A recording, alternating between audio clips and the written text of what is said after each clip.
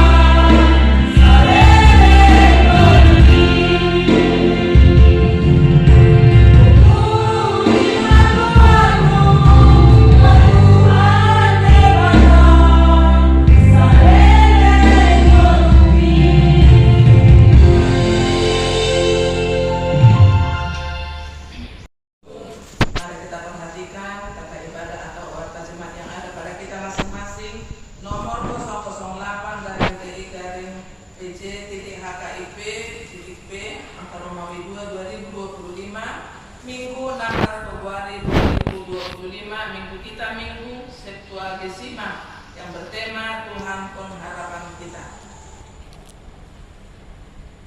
Yang berikutnya jadwal ibadah kategorial dan latihan tur vokal di gereja dan evangelisasi atau pertanian untuk sementara waktu sudah tertera di situ. Dan statistik kehadiran minggu lalu sudah tercantum juga. Titik mana pengumuman yang pertama ibadah minggu dengan mengucap syukur kepada Tuhan dihimbau kepada semua agar semakin rajin beribadah di gereja serta mengikuti ibadah kategorial. Ibadah masuk pukul 10.30 WIB dilayani oleh pendeta, pendeta, pimpinan dan unsur pimpinan majelis jemaat HKIP Penerangan. Kedua, sarana dan prasarana pelayanan HKIP Penerangan. Pimpinan majelis jemaat HKIP Penerangan menyampaikan terima kasih banyak terhadap seluruh jemaat dan simpatisan yang bisa tetap hadir beribadah dan yang dapat berbagi tanda syukur melalui persembahan bulanan dan ucapan syukur atau janji iman. Doa kita, Tuhan semakin memberkati kita semua dengan penuh dengan seluruh yang kita kerjakan sesuai dengan kehendak Tuhan. Ketiga, tempat ibadah. Kita masih beribadah di tempat ini menunggu proses pendirian rumah ibadah kita di tanah milik HKIP, tempat berdirinya gereja HKIP Penerangan Jambi. Mari kita sama-sama mendoakan dan mengusahakannya. Keempat, seperti yang sudah diwartakan minggu yang lewat 9 Februari 2025, nanti setelah selesai ibadah kita akan laksanakan rapat majelis dan jemaat. Kelima, ibadah minggu 23 Februari 2025 kita akan laksanakan ibadah menggunakan bahasa Batak Toba. Keempat, renungan Alkitab untuk 1 mingguan sudah diatur di situ untuk panduan kita. Mari kita luangkan waktu untuk mempergunakan. 5. Laporan keuangan mingguan. Mazmur 65 ayat 2 berbunyi, bagimulah puji-pujian di Sion ya Allah, dan kepadamulah orang membayar pajak. Pemasukan keuangan kita dalam 1 minggu sudah tertera. Ada tambahan tadi ucapan syukur dari keluarga Amang Situa Habandiangan Pinangkuan Badita, persembahan kepada Tuhan melalui gerejanya diberikan keluarga Rp100.000. Minggu depan akan kami bukukan. Uang keluar sudah tertera juga. Rekapitulasi keuangan hingga saldo akhir kita pada 14 Februari 2025 Rp7.569.800 serta kas pembangunan kita juga serta usaha harian. Di Mazmur 71 ayat 5 tertulis, sebab Engkaulah harapanku ya Tuhan, kepercayaanku sejak masa muda ya Allah. Apabila ada penulisan yang salah atau kurang jelas, mari kita koordinasi segera untuk kita perbaiki di hari selanjutnya. Kata pimpinan resort, pimpinan jemaat, pahala beserta seluruh majelis jemaat HKIP Penerangan mengucapkan selamat mengikuti ibadah dan memanfaatkannya, serta selamat ulang tahun bagi yang merayakannya seminggu yang lewat.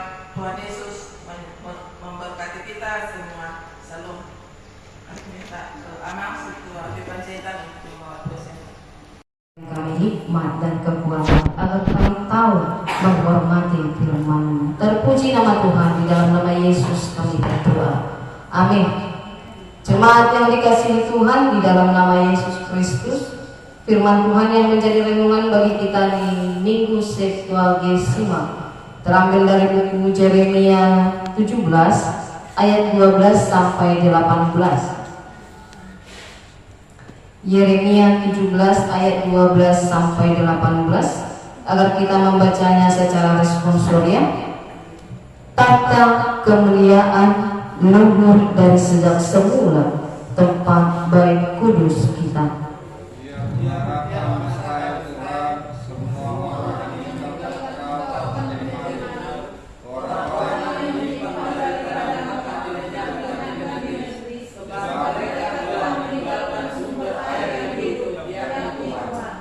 Sembuhkanlah aku ya Tuhan, maka aku akan sembuh. Selamatkanlah aku, maka aku akan selamat, sebab Engkaulah kepujianku. Sesungguhnya mereka berkata kepadaku, di manakah firman Tuhan itu? Biarlah ia Namun tidak pernah aku mendesak kepadamu untuk mendatangkan malapetaka. Aku tidak mengingini hari bencana. Engkaulah yang mengetahui apa yang keluar dari bibirku, semuanya terpampang di hadapan matamu. Janganlah engkau menjadi kedahsyatan bagiku, engkaulah perlindunganku pada hari malapetaka. Biarlah orang-orang yang mengejar aku menjadi malu, tetapi janganlah aku ini menjadi malu. Biarlah mereka terkejut, tetapi janganlah aku ini terkejut. Buatlah hari malapetaka menimpa mereka, dan hancurkanlah mereka dengan kehancuran berganda. Demikian firman Tuhan. Kita bernyanyi.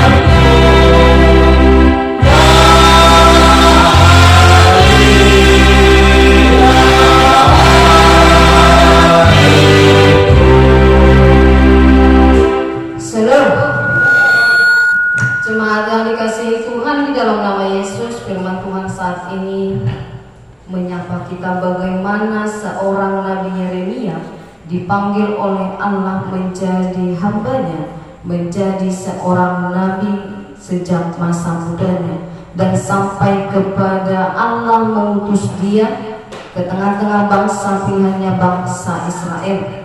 Nah, dia datang ke sana untuk menyampaikan kebenaran firman Tuhan, untuk mengingatkan bangsa itu agar kembali kepada Tuhan, karena Allah melihat bagaimana bangsa pilihannya itu meninggalkan Allah itu sendiri dan kembali kepada penyembahan-penyembahan berhala.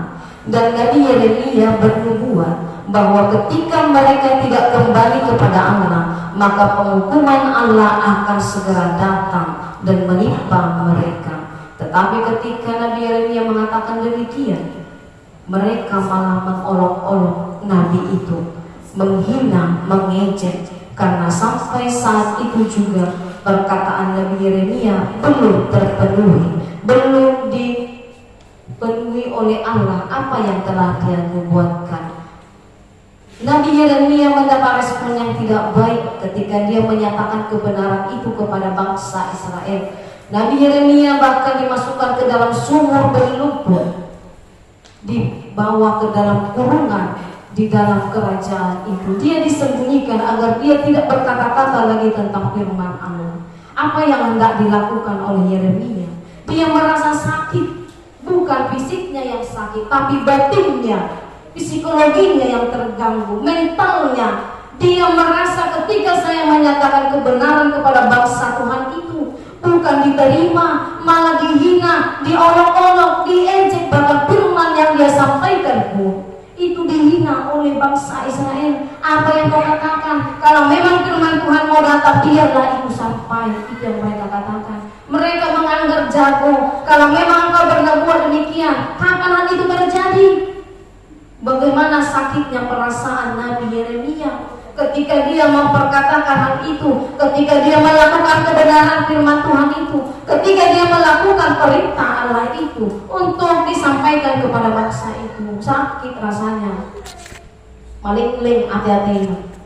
Dia merasa bagaimana aku ini, ada penyesalan bagi dia lahir ke bumi ini, bahwa harus inilah yang akan saya terima dalam kehidupan saya. Saya melakukan apa yang Allah katakan, tapi bukan seperti yang saya harapkanlah yang datang kepada saya. Tetapi walaupun demikian, Nabi Yeremia diolok, dihina, bahkan mungkin dimasukkan ke dalam tempat yang tidak disangkakan oleh pikirannya, dia tetap maju. Orang mengatakan turunlah, mundurlah, jangan firman itu, tapi Yeremia tetap berjalan maju ke depan, menyatakan bahwa ketika bangsa itu tidak kembali kepada Allah, maka penghukuman itu akan segera terjadi. Dia menyatakan bahwa tahta kemuliaan luhur Allah itu sudah ada sejak semula. Dia menyatakan bahwa kemahakuasaan Allah itu akan nyata bagi bangsa itu, bahkan sampai kepada bangsa itu dibawa ke pembuangan. Itu ada di hadapan Nabi Yeremia. Dia melihat bagaimana bangsa itu diangkut ke dalam pembuangan. Nabi Yeremia memohon kesembuhan, asa meluma dihilangkan rohana, agar perasaannya terobati, bukan fisiknya, tapi batin dan mentalnya terganggu hanya pada perkataan bangsa itu. Dia minta, Tuhan sembuhkanlah aku maka aku akan sembuh, selamatkanlah aku maka aku akan selamat, karena Engkaulah kepujianku. Dia kembali memuji nama Tuhan, pamanum ma'al Tuhan, palua ma'al Tuhan. Makanya dia bisa maju untuk memperkatakan firman Tuhan kepada bangsa yang tegak tengkuk itu. Ketika dia meminta, Tuhan mendengar. Ketika dia memohon, Tuhan memberikan kepadanya kekuatan. Dan bagi kita juga saat ini, seperti Nabi Yeremia mengalami banyak pergumulan hidup, dia tidak bersandar kepada manusia. Dia tidak bercerita kepada rakyat itu. Dia tidak mencari seorang raja untuk menyatakan dia benar atau tidak. Tapi dia datang ke hadirat Tuhan, menghampiri tahta kemuliaan Tuhan yang maha tinggi. Dia ada di sana menyatakan bahwa kuasa Tuhan itu akan nyata dalam kehidupannya. Ketika dia meminta Tuhan untuk berkuasa dalam hidupnya, Tuhan memberikan itu kepada Nabi Yeremia. Tuhan menampakkan semua yang diminta oleh Nabi Yeremia dalam kehidupannya, dalam pelayanan Nabi Yeremia di tengah-tengah bangsa itu. Dan kita juga dalam kehidupan kita di partikian Sinoaimot, masa doa kapal surya doa asak nemuha. Tapi ingat, jangan lupakan kuasa Tuhan. Kita akan merasakan lelah dengan keadaan dunia ini. Kita akan merasa bosan, bahkan kecewa, mungkin kesal dengan segala keadaan yang kita alami dari segala aspek kehidupan kita. Tidak ada yang mau kita anggarkan. Tang ada kata pengasah di bagasan menuta ala ingot mah debatai nama kuasa lebih. Kita akan dapat merasakan kuasa Tuhan dalam kehidupan kita melalui doa dan pemujian kita kepada Allah, melalui ibadah kita yang sejati kepada Allah. Ketika kita menyampaikan hal itu di dalam kekudusan, kekusukan kita, di dalam doa kita, maka Tuhan pun akan memberikan kekuatan bagi kita. Molo masa pe akapal surya doa sakiro hari kita. Suatu molo hitam doa karuata. Jangan pernah bersandar kepada dunia, jangan pernah bersandar kepada siapapun di dunia ini, karena manusia tidak ada yang dapat dipercaya. Bola kita dolina ada dua saat itu baru tahu. Hanya kitalah yang tahu ini, tapi sudah sampai kemana-mana. Jangan pernah berkatakan keluh kesahmu kepada orang lain. Siapapun tidak ada yang bisa dipercaya di dunia ini. Bahkan mungkin kita di box rambut sama hitam, punya mata dua. Kita boleh kita katakan kita sempurna dalam fisik, tetapi ingat, pola pikir dan hati manusia tidak ada yang tahu, hanya Tuhan. Kita boleh punya banyak pergumulan, tapi tidak usah berkatakan hal demikian kepada siapapun. Cukuplah seperti yang dikatakan Nabi Yeremia, hampirilah tahta kemuliaan Allah yang maha tinggi, datanglah ke hadapannya, mohonkanlah keselamatan kepadanya, mohonkanlah kesembuhan kepadanya. Karena manusia kayak kita sekarang ini pun, menurut sama kita nuayat bukan sakit fisik kita saat ini, tapi sakit pikiran, sakit hati, sakit perasaan, batin kita ini yang sedang sakit. Maka kita harus mohonkan kesembuhan kepadanya, agar kita boleh berpikir dengan sehat. Apa yang kita lihat, apa yang kita rasakan, hampirilah Tuhan itu. Jangan hampiri orang lain, jangan hampiri keluargamu, jangan hampiri sahabatmu, jangan hampiri bestimu. Hampiri Tuhan, sampaikan segalanya kepadanya. Mintalah bahwa Tuhan akan bertindak untuk segala keluh kesah kita sebagai manusia. Karena ketika manusia bertindak, kita akan berpikir itu adalah jahat. Firman Tuhan ya dan amin. Tidak ada kata semoga, tidak ada kata mudah-mudahan. Firman Tuhan ya dan amin. Jika ia katakan iya, jika tidak katakan tidak, itulah firman Tuhan. Dan itulah yang disampaikan Nabi Yeremia, bahwa penghukuman itu akan menghampiri bangsa Israel. Dia tidak katakan bahwa berkat-berkat Tuhan akan datang kepada bangsa itu, kalaupun bangsa itu tidak kembali kepada Tuhan. Tapi Yeremia mengatakan bahwa penghukuman itu akan nyata kalau kamu tidak berbalik kepada Tuhan. Dan kita pun apabila tidak berbalik kepada Tuhan, maka suatu saat kita harus menerima apa yang akan Tuhan berikan untuk membawa kita pulang. Bukan dengan cara yang baik, mungkin dengan keras. Tegas Tuhan akan membawa kita pulang kepadanya. Bahwa untuk itulah hampiri tahta kemuliaan Tuhan, mohonkan di dalam doa dan pengujian untuk kesembuhan di dalam diri kita masing-masing. Yang kedua, Allah adalah pengharapan kita. Apa itu pengharapan? Dalam Ibrani 6 ayat 19, pengharapan itu adalah saung yang kuat dan aman bagi jiwa kita, yang telah dilakukan sampai ke belakang Tabir. Kalau dikatakan saung yang kuat itu seperti jangkar untuk melabuhkan kapal agar tidak dihempas gelombang, agar kapal itu boleh ada di tepi. Seperti itulah pengharapan kita. Jangkar itu tidak nampak oleh mata kita, tetapi mampu membawa kita kepada jalan yang lebih baik. Bahwa gelombang kehidupan tidak mampu menghempas kita, tidak mampu membawa kita jauh daripada Tuhan. Soalnya dapat kirimota tu di bagasan haposyaka makirin dohita bisa nak dong di bagasan mulutnya.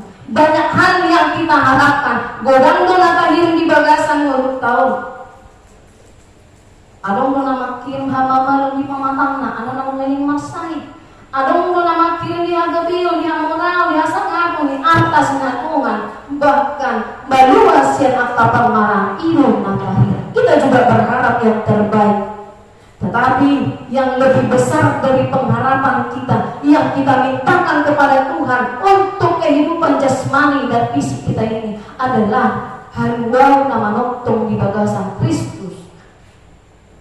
Keselamatan yang daripada Yesus Kristus itu. Jadi dan tersirat partimi monsian aporseau. Sudah jomana porsea ikut makir itu. Semua orang yang berpengharapan akan diberikan iman yang lebih kuat, agar dia tetap berharap ketika dia meminta, dia akan menerima. Jemaat yang dikasihi Tuhan di dalam nama Yesus Kristus, kita juga demikian sebagai orang Kristen yang harus memegang teguh pengharapan di dalam Tuhan. Molo mangulu pakirimu di bagasan mulutnya, mangulu ma Tuhani na dirohata. Orang yang berpengharapan adalah orang yang berbahagia. Amin. Mari kita.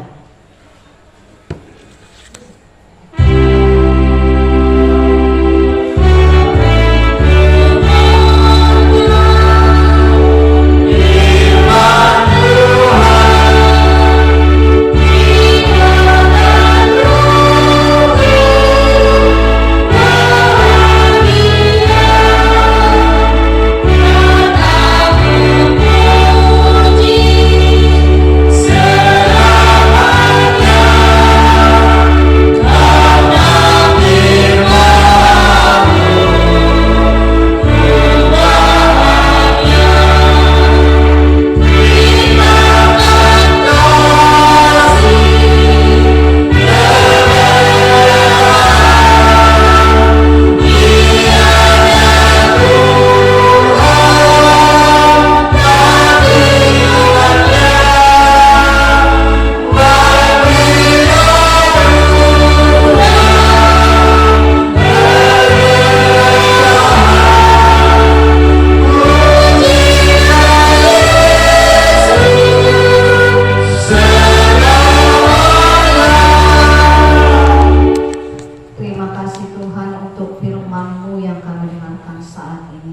Di dalam Tuhan kami berharap. Di dalam Tuhan ada pengharapan kami. Biarlah di dalam pengharapan itu kami naikkan di dalam doa dan pemujian ibadah kami yang sejati di hadapan Tuhan. Ketika kami berharap, maka Engkau akan memberikan sesuai dengan pengharapan kami, sesuai dengan kehendak-Mu. Untuk itu ya Tuhan, banyak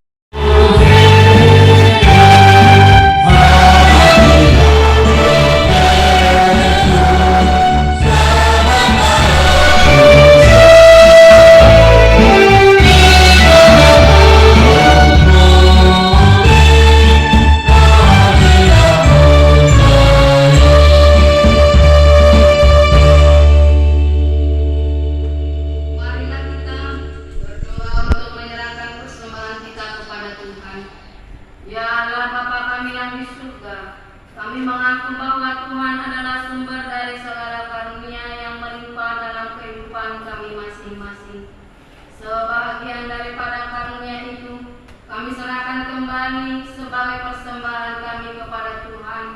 Terimalah dan berkatilah persembahan umat-Mu ini, agar dapat kami pergunakan untuk pekerjaan dan pelayanan kerajaan Tuhan di dunia ini. Bukalah hati kami untuk mengenal betapa banyak berkat dan karunia yang kami peroleh dari Tuhan, supaya kami senantiasa bersyukur kepada-Mu. Di dalam nama Tuhan Yesus Kristus Tuhan kami. Amin. Marilah kita sama-sama mengucapkan doa Bapa kami. Bapa kami yang di surga, dikuduskanlah nama-Mu, datanglah kerajaan-Mu, jadilah kehendak-Mu di bumi seperti di surga. Berikanlah kami pada hari ini makanan kami yang secukupnya, dan ampunilah kami akan kesalahan kami, seperti kami juga mengampuni orang yang bersalah kepada kami. Dan janganlah membawa kami ke dalam pencobaan, tapi lepaskanlah kami daripada yang jahat. Karena Engkau yang punya kerajaan dan kuasa dan kemuliaan sampai selama-lamanya. Amin. Pulanglah dengan sejahtera dan terimalah berkat Tuhan. Tuhan memberkati engkau dan melindungi engkau. Tuhan menyinari engkau dengan wajah-Nya dan memberi engkau kasih karunia. Tuhan mengarahkan wajah-Nya kepadamu dan memberi engkau damai sejahtera. Amin.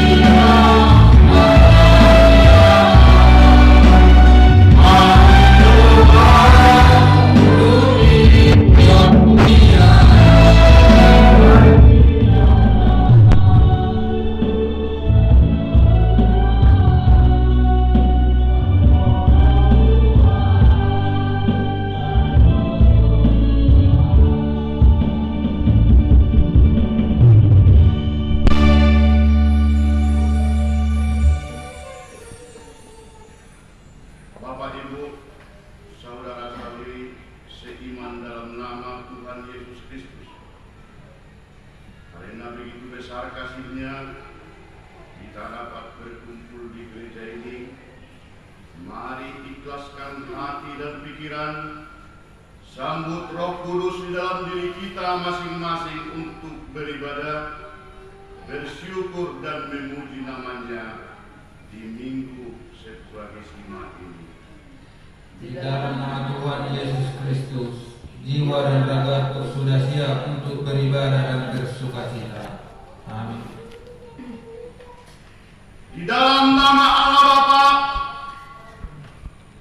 dan di dalam nama Anaknya Tuhan Yesus Kristus dan di dalam nama Roh Kudus Khalik langit dan bumi. Amin. Marilah kita mengucapkan doa kita. Ya Tuhan Allah, berkatilah kami dan sinarkanlah wajah-Mu bagi kami yang bersekutu di tempat ini. Amin.